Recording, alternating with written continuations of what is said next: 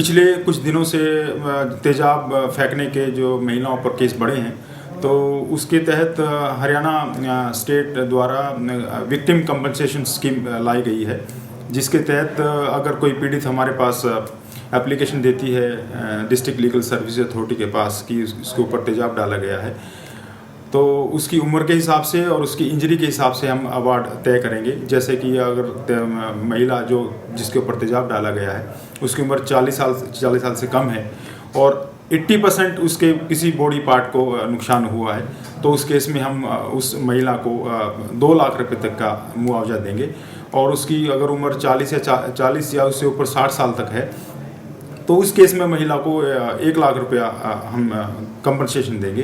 अगर उस महिला या लड़की की बच्चे की उम्र 60 साल से ऊपर है, तो उस केस में हम 50,000 रुपया कंपनसेशन देंगे। और अगर 50% से कम उसकी इंजरी है बॉडी पर, तो उस केस में हम उसकी उम्र के हिसाब से 1,50,000 25,000 रुपये, जो 40 साल 60 साल की उम्र है उसके हिसाब से उसको अवार्ड करेंगे कंपनसेशन। इसमें कुछ ऐसा भी है कि if the accused is found guilty तो उससे वो रिकवर?